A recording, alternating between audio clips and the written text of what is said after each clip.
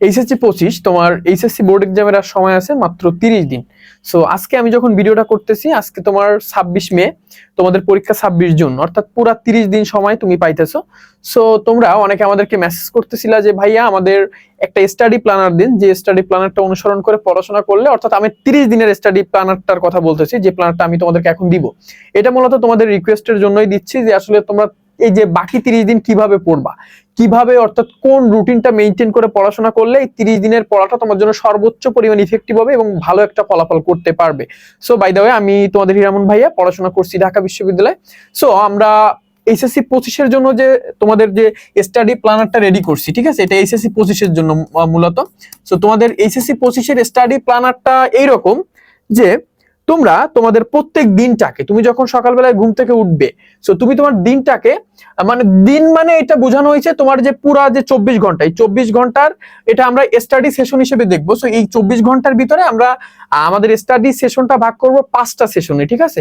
এই 24 ঘন্টাটাকে আমরা 5টা সেশনে ভাগ করবো। আমি বলতেছি না যে 24 ঘন্টা পড়ো, আমি বলতেছি 24 ঘন্টাটাকে তুমি কি মানে কত সুন্দরভাবে 24 ঘন্টা থেকে তুমি যতটুকু পড়বা, সো ওই পড়াটাকে ইফেক্টিভ করতে পারো। সো তুমি স্টাডি সেশন করবা কমপক্ষে 5টা, ঠিক আছে, কমপক্ষে 5টা তোমার স্টাডি সেশন করা লাগবে এবং প্রত্যেকটা সেশনে মিনিমাম 2 ঘন্টা করে থাকা লাগবে। আমি কম বলছি, ঠিক আছে। এটা মূলত হওয়ার কথা ছিল 3 ঘন্টা প্লাস, ঠিক আছে, 3 ঘন্টা প্লাস, বাট আমি 2 ঘন্টা লিখছি অনেকের জন্য, কারণ অনেকে নিতে পারে না প্রেশার। বাট লাস্ট টাইমে তোমাদের প্রেশার নেওয়া উচিত, তোমাদের প্রত্যেকের 3 ঘন্টা করে পড়া কিন্তু উচিত। সো একটা জিনিস দেখো যে তোমাদের দিনে স্টাডি সেশনটাকে 5টা সেশনে ভাগ করতে হবে, ঠিক আছে। তো প্রত্যেকটা সেশনে আমি কি বললাম যে মিনিমাম 2 ঘন্টা থাকবে। সো এই মিনিমাম 2 ঘন্টাটাকে তোমরা 3 ঘন্টা করার চেষ্টা করো। আমি 3 ঘন্টার বেসিসে রুটিনটা দিব যে মিনিমাম 3 ঘন্টা হবে, ঠিক আছে। সো এই আর এখন একটা ব্যাপার হচ্ছে যে ভাই যদি 5টা স্টাডি সেশন দেন এবং প্রত্যেকটা স্টাডি সেশন যদি 3 ঘন্টা করে হয়, ঠিক আছে, তাহলে তো আমাদের 15 ঘন্টা হয়ে গেল। এখন তুমি চাইলে 15 ঘন্টা পড়তে পারো এবং ডেফিনেটলি ভালোভাবে পড়তে পারো, বিকজ এখন লাস্ট টাইমে তোমার কলেজ নাই। এখন তুমি কোচিং এ মানে এক্সাম দিতে অনেকেই যাইতেছো, বাট এটা যদিও ভুল, তারপর অনেকে যাইতেছো, তো এক্সাম দেওয়া বাদে আর কিছুই কিন্তু নেই। এখন তুমি কোচিং এ গতানুগতিক ক্লাস করতে কিন্তু যাইতেছো না, এবং গতানুগতিক লাস্ট টাইমে ক্লাস করার কোনো দরকার নেই। তোমার যদি কোনো প্রবলেম থাকে ডাউট সলভিং এর জন্য ক্লাসে যাইতে পারো, বাট একদম যে কনভেনশনাল ওয়েতে অন্যান্য দিনের মতো বা তুমি ফার্স্ট ইয়ারে যেমন ক্লাসে যাইতা ওই রকম ক্লাসে যেও না। এখন বাসায় পড়ার টেবিলে টাইম দাও, এটা তোমার জন্য অনেক বেশি ইফেক্টিভ হবে। সো 5টা স্টাডি সেশনে আমাদের 15 ঘন্টা হবে। সো এই 15 ঘন্টার ভিতরে এখন তুমি ধরো আমি স্টাডি সেশন, প্রত্যেকটা সেশন 3 ঘন্টা, তো সো এই 3 ঘন্টায় তুমি 2টা করে সাবজেক্ট পড়ার ট্রাই করবা, ঠিক আছে, 2টা করে সাবজেক্ট পড়ার ট্রাই করবা। সো তুমি যদি ওভারঅল এখানে দেখো যে তুমি প্রত্যেকদিন 10টা করে সাবজেক্ট পড়তে পারতিছো, ঠিক আছে। 5টা সেশন যদি হয় প্রত্যেকদিন 10টা করে সাবজেক্ট, কিন্তু তুমি মিনিমাম 10টা করে সাবজেক্ট কিন্তু পড়তে পারতিছো, এবং তুমি যদি চাও তুমি মিনিমাম 10টা করে সাবজেক্ট পড়তে পারবে। এখন তোমাকে অনেকে বলবে বা বলতে পারে যে তোমার আসলে 10টা সাবজেক্ট পড়া কি উচিত, বাট এই লাস্ট টাইমে উচিত। কারণ লাস্ট টাইমে 10টা সাবজেক্ট পড়া কেন উচিত আমি সেটা একটু ক্লারিফাই করে দিই। বিকজ তুমি ধরো আজকে 5টা সাবজেক্ট পড়লা, ঠিক আছে, এখন এই লাস্ট টাইমে তোমরা মূলত প্রেশার নিয়ে পড়তেছো। সো তুমি যখন আজকে 5টা সাবজেক্ট পড়বা, তুমি সর্বোচ্চ পরিমাণে প্রেশার নিয়ে কিন্তু পড়তেছো। সো একটা বিষয় হবে কি, তুমি যে 5টা সাবজেক্ট প্রেশার নিয়ে পড়লা, সো দেখা যাবে যে ওই দিন যদি তুমি আর কোনো সাবজেক্ট না পড়ো, তাহলে বাকি সাবজেক্টগুলো তোমার ব্রেন থেকে একটু একটু করে কিন্তু ভ্যানিশ হয়ে যাইতে থাকবে। মানে সাবজেক্ট মানে আমি বুঝাইতে চাইতেছি একদম যে তোমার কোর কনসেপ্টটা। সো এই ক্ষেত্রে তুমি যতগুলো সাবজেক্ট বেশি পড়বা, প্রত্যেকদিন যতগুলো সাবজেক্ট পড়বা, সেটা তোমার জন্য তত বেশি ইফেক্টিভ হবে। তোমার ব্রেনে তুমি যত প্রত্যেকদিন এক একটা বিষয় পুশ করতে থাকবা, তোমার ব্রেনটা কিন্তু তত বেশি আর কি ওইগুলা ইনপুট নিতে থাকবে। সো এই হচ্ছে ব্যাপার, তোমাকে প্রত্যেকদিন কয়টা মিনিমাম 10টা সাবজেক্ট তুমি পড়তে পারবে, এবং এটা পসিবল, ঠিক আছে। এবং এটা পসিবল, যদি পসিবল না হয় তোমাকে এই লাস্ট টাইম এটা পসিবল করতে হবে, বিকজ তোমার কোনো অপশন নেই, নো অপশনস, তোমার কোনো অপশনই নাই, বুঝতে পারছো। কারণ এই লাস্ট টাইমে যদি তুমি আগের একদম যে কনভেনশনাল ওয়েতে পড়াশোনা করো, এটা তোমার জন্য তো ফলপ্রসূ হবে না, এটা তুমি বুঝতে পারছো। সো এই লাস্ট টাইমে তুমি সিরিয়াস হইছো, দ্যাটস ওয়াই তোমার সিরিয়াসনেসটাকে তুমি কিভাবে ইফেক্টিভ ওয়েতে কাজে লাগাইতে পারবে আমি কিন্তু সেইটা বলতেছি। তুমি যদি একদম ফ্যালফাল করে বেড়াও, ভিডিও তোমার জন্য না, বা এই স্টাডি প্ল্যানারটা তোমার জন্য না। তোমরা যারা সিরিয়াস স্টুডেন্ট আছো আমি বলবো তোমরা এটা অনুসরণ করো, ঠিক আছে। আর যারা পড়াশোনা করোনি বাট লাস্ট টাইমে এসে ভালো করতে চাও, তারাও কিন্তু এটা ফলো করতে পারো, ঠিক আছে। তো স্টাডি সেশন, প্রথম স্টাডি সেশনেও তোমার আমি দেখো ধরো আমি সকাল 7টা থেকে হিসাব করলাম, 7টা থেকে 10টা একটা স্টাডি সেশন। সো আমি আবার বলতেছি না যে তুমি 10টার পর থেকে তুমি আবার 11, 12, 1টা, 10টার পর থেকে 1টা পর্যন্ত আবার পড়ো, আমি বলতেছি না, কিন্তু তুমি অবশ্যই ব্রেক নিবা।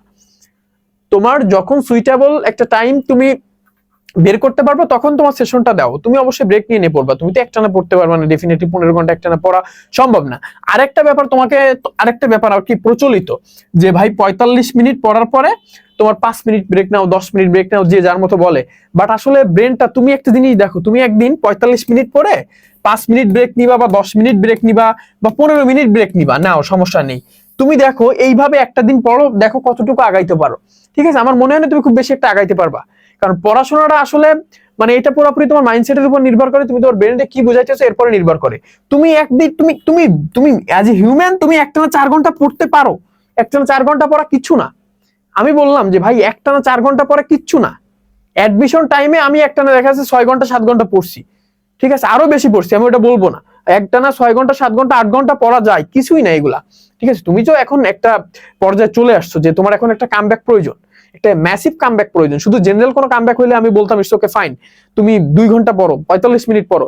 বাট আর তোমরা এই জিনিসটা মাথার ভিতরে ঢুকাবা না যে ভাই তোমরা কি কি সমস্যায় পড়বে জানো, তুমি যখন এই যে 45 মিনিটের মেথডটা অনুসরণ করবা, যে ভাই 45 মিনিট পড়ার পরে 5 মিনিট ব্রেক, তুমি দেখবে 45 মিনিট পড়ার পর 5 মিনিট ব্রেকটা নেওয়ার জন্য তুমি যখন ফোনটা নিবা, তোমার হাতে ফোনটা নিবা, ওই 5 মিনিটের ব্রেক হয়ে যাবে মিনিমাম 1 ঘন্টা।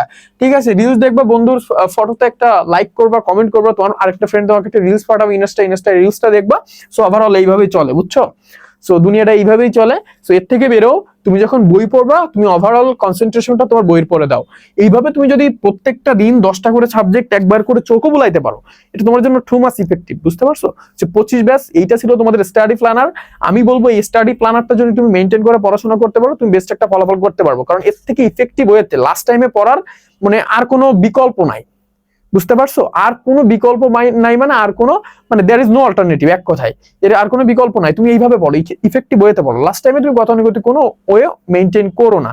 ঠিক আছে, তো 25 ব্যাচ ভালো করে পড়ো, অবশ্যই ভালো একটা ফলাফল কিন্তু করতে পারবা। তোমরা জানো যে এখন থেকে যদি একটু দীর্ঘক্ষণ ধরে পড়ার অভ্যাস না করো এইচএসসি তে থাকতে, তাহলে কিন্তু সমস্যা।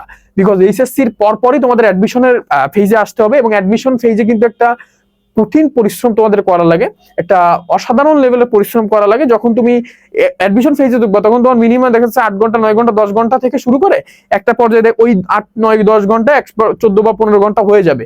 ঠিক আছে, 16 ঘন্টা 17 ঘন্টা পড়ছে এমন অনেকটাই আমরা চিনি, এমন অনেক স্টুডেন্ট কিন্তু আমাদের আছে। তো তোমরা এখন থেকে দীর্ঘক্ষণ পড়ার অভ্যাস তৈরি করো, দেখবে এইচএসসি তে একটা ভালো রেজাল্ট করতে পারতেছো। অ্যাডমিশন ফেজে এসে তুমি তোমার অ্যাডমিশন ফেজের সিচুয়েশনের সাথে তোমার পুরা যে সিচুয়েশনটা অ্যাডাপ্ট করতে পারতেছো। ঠিক আছে, তো এখন থেকে বেশি বেশি পড়তে হবে। যত বেশি পড়বা, পড়ালেখায় কোনো লস নেই, যত বেশি পড়বা তত বেশি তুমি বেনিফিটেড হবা।